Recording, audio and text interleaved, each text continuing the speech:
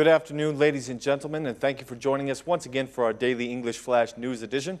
As usual, I'm Daniel Cook, your host, Monday through Saturday, presenting a translated version of today's top news stories. Different attitudes among the majority have delayed the vote on some of the recent draft laws, such as the Road Code, the Criminal Code, and the Law on Civil Employees. Passing these laws requires 84 votes, and the absence of the MPs from the plenary sessions has been a real problem for the majority, who cannot seem to assemble enough votes to pass the bills. Differences of opinion among the majority MPs on these issues has held the bills hostage until a resolution can be found. The amendments to the Road Code, the Criminal Code, and the Civil Employee Law have been rejected by a number of MPs from the Socialist Party and the Socialist Movement for Integration. Sources from within the majority have told Ora News that the lack of consensus between MPs has been a real barrier to their majority vote in Parliament.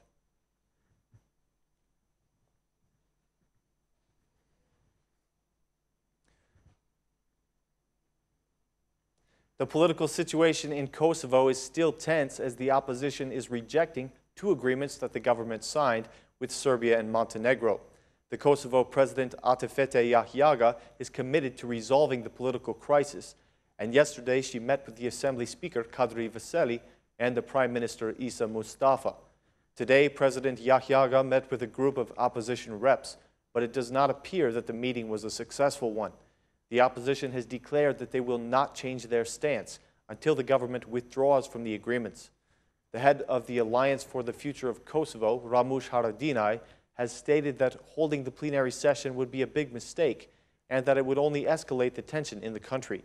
Despite this, the Speaker of the Assembly, Kadri Veseli, has announced that the plenary session will be held on Friday at 4 p.m.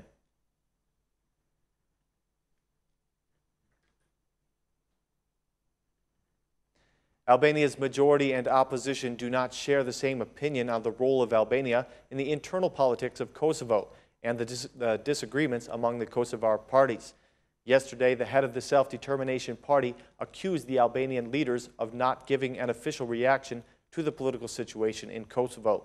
He said, "I think there should have been a public reaction because when we speak about Kosovo, we are speaking about a part of the Albanian nation. The Albanian government should not be indifferent to what happens on the other side of the border," said Mr. Umeri. Taking the opposite side, the Albanian Vice Prime Minister Niko Peleshi declared today that the political crisis in Kosovo is strictly an internal issue. The Democratic MP Aldo Bumci feels that Albania should be more active in its relations with the politics of Kosovo.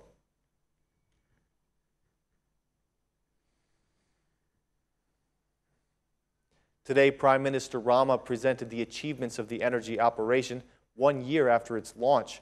According to him, the operation was a great success and played a big role in reducing the losses and significantly increasing the revenue in the energy sector. Mr. Rama said that the crisis in the energy sector is a crisis of deep political ignorance and that the sector is trying to save itself from debt. According to him, there have been great achievements in the energy sector, and now it has the opportunity to be built upon a healthy foundation. During the presentation, the Interior Minister Saimir Tahiri spoke about the successful cooperation of the state police officers with the teams from OSHA-E in fighting informality in the energy sector. He warned that all those who steal energy will be brought to justice, and that it's a never-ending battle to convince the citizens of this. He said that there are even some administration employees who support energy theft, but eventually they will all face justice. Tahiri expressed the conviction that the fight against informality is a never-ending battle, but he believes that Albania can succeed. The Prime Minister gave a response today to the accusations surrounding the peace agreement with the Ches company. The opposition has accused the Prime Minister and the government multiple times of failing to be transparent in this issue. Prime Minister Rama had this response: "The agreement, which is being attacked now in an orchestrated way, was not negotiated in secret groups like the previous deals. Our agreement was negotiated in Vienna with the participation of 15 people from the Albanian government. Every session was recorded," said Rama. The Prime Minister reiterated the stance of the majority, saying that the Albanian government had no chance to win at the Court of Arbitrage, thanks to their actions after breaking the cooperation with the Ches company.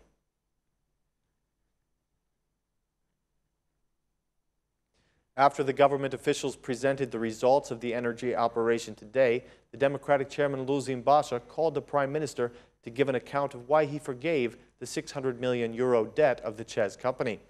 He accused the government of giving the revenue from the energy operation to its own clients and blamed Prime Minister Rama for hampering the investigation of the ČEZ issue. He made the following statement. The Prime Minister boasted to the Albanians about the results of the operation, but he did not say a single word about why he gave away €600 million to the ČEZ company. Why did he stop the arbitrage? Why did he stop the investigation of this affair? We will uncover this mafia-style scheme of how millions were distributed at the order of Eddie Rama to his friends and clients. I guarantee you with full responsibility that the Democratic Party will keep denouncing these culprits. They will be made to pay for this, as the Albanian people are paying for their robberies today. The investigation of this corrupted scandal is the foundation stone for the stability and future of our country, said Mr. Basha. The Socialist Party has since reacted to these statements made by the Democratic chairman. The vice chairman of the Socialist Parliamentary Group, Talant Balla, declared today that Basha is a man who escaped justice. He said, "Before demanding accounts, Lulzim Basha should have to go and give an account for giving over the sea to Greece, for stealing the money for the national road, and for the events of January 21st. The Albanians do not take him seriously, since he does not come clean about the accusations against him," said Mr. Balla.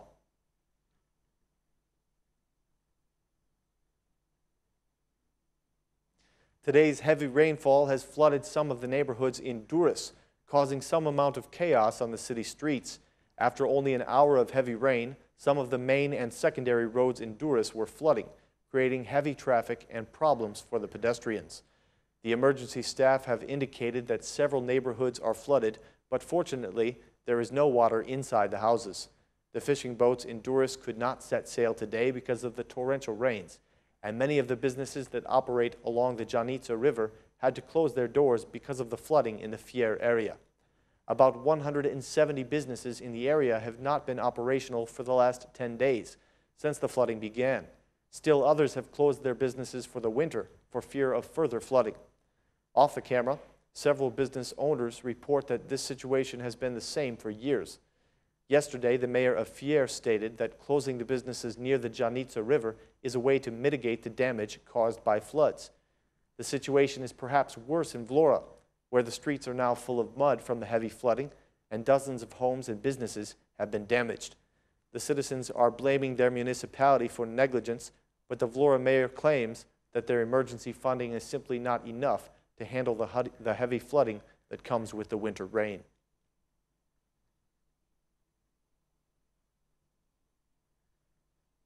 Thanks so much for choosing Aura News as your source for English updates. Please join us again tomorrow at the same time. Thanks, and have a great night.